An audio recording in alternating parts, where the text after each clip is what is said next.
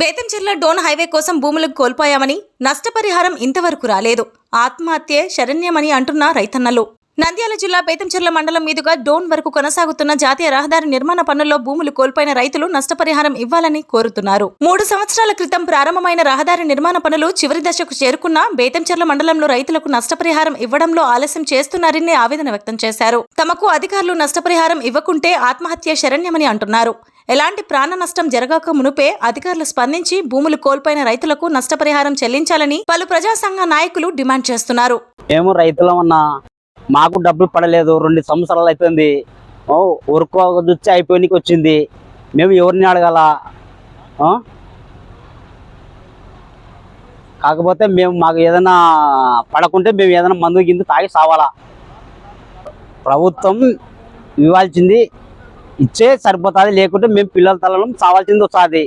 చేను తగ్గులో పడింది, రోడ్డు ఎత్తులు వేసింది.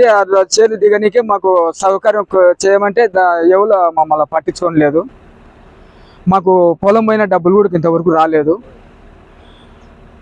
దానికోసం మేము అంత ఇబ్బందులు పడుతున్నాము. మాకు అంత చాలా కష్టం ఉంది. అధికారులు అందరూ కలిసి చర్య తీసుకొని మాకు న్యాయం చేయాలని కోరుకుంటున్నాము. లేకపోతే ఆ తీవ్రమైన ఇబ్బందులు పడతారు. మీరు పడతారో మేము పడతామో తెలియదు. NH 340B రోడ్డు పడుతుంది, అందరికీ సౌకర్యంగా ఉంటుందని మా పొలాల్లో 50 సెంట్ల పొలం మేము గవర్నమెంట్కి ఇచ్చినాము.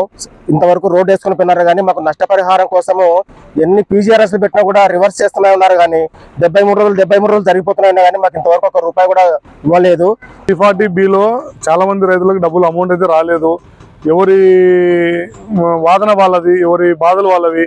అమౌంట్ అయితే రాకుండానే రోడ్ అయితే పూర్తి చేసుకొని పోతున్నారు. దీని మీద కొంచెం అధికారులు మనం ఎన్నిసార్లు తిరిగినా అధికారులకైతే చెవు వెచ్చక కావడంలే.